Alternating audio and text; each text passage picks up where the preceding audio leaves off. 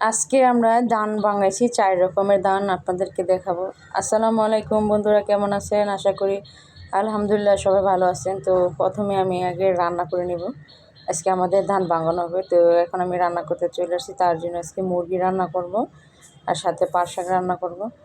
তো এখন আমি সব ময় মশলা একসাথে করে দিয়ে দিয়েছি। তো এইভাবে করে এখন আমি মরিদা করে নেব।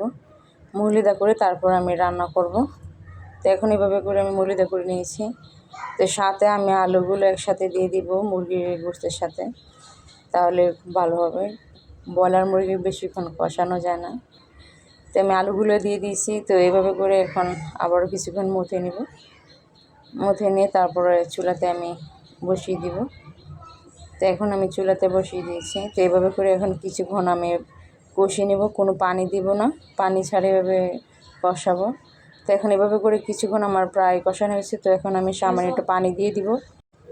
তো এখন আমি সাথে সামান্য একটু পানি দিয়ে দিব, পানি দিয়ে ভালো করে কষিয়ে নিব। তো পানি আমি দিয়ে দিয়েছি। তো এভাবে করে কিছুক্ষণ আবারও রান্না করে নেব। তো এখন প্রায় তরকারিভাবে বলক চলে আসছে। তো এভাবে ভালো করে লেড়ে রান্না করে নেব। তো এখন আমার প্রায় কষানো হয়ে গেছে। তো এখন আমি তরকারি ঝোলের জন্য পানি দিয়ে দিব। যতটুকু পানির দরকার ততটুকু আমি দিয়ে দিব। তো আমি পানি দিয়ে দিয়েছি। তো এভাবে করে এখন কিছুক্ষণ আমি রান্না করব। আমি এই দিক দিয়ে রান্না করতেছি, তো তার ওখান দিয়ে ধান ভাঙাইতেছে। তো এখন আমার প্রায় তরকারি হয়ে গেছে প্রায়। তো এখন আমি নামিয়ে নেব।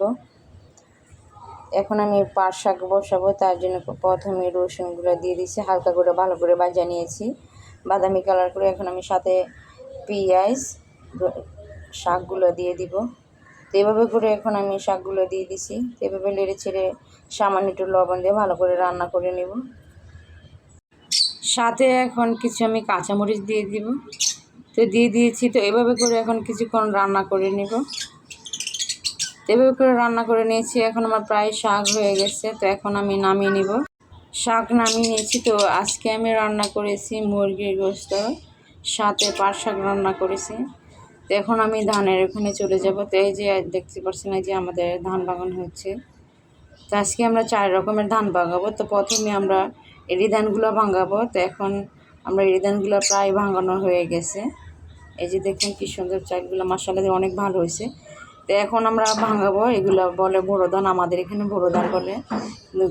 আপনাদের এখানে কি বলে তা আমি জানি না। যে দেখছেন কি সুন্দর লাল হয়েছে চাল, এগুলো হচ্ছে লাল চালের ভাত, রান্না করলে লাল হয়। তো এখন প্রায় ভাঙানো হয়েছে এগুলা। তো এখন আমরা ভাঙাবো আল্লা ধান, তার জন্য এই যে আমরা আল্লা ধানগুলো ভাঙে নেব। তো এখন আমরা ভাঙাবো পোলার চাউল। এই যে পোলার চাউল হয়েছে, মাশাআল্লাহ অনেক সুন্দর হয়েছে। প্রতি বছরই আমাদের জমিতে পোলাও লাগানো হয়। তো এভাবে করে আমরা এখন প্রায় ধান ভাঙানো প্রায় শেষ হয়ে গেছে। তো এখন আমরা ভরবর তুষ করে এগুলা বস্তায় ভরে নেব সম্পূর্ণ সবগুলো। তো আজকের মতন আমার এখানে ভিডিও শেষ। নেক্সট কোনো ভিডিও নিয়ে আপনাদের সকলের মাঝে হাজির হবো। সেই পর্যন্ত সবাই ভালো থাকবেন, আমাকে সকলে সাপোর্ট করবেন, লাইক কমেন্ট শেয়ার করবেন। আল্লাহ হাফেজ।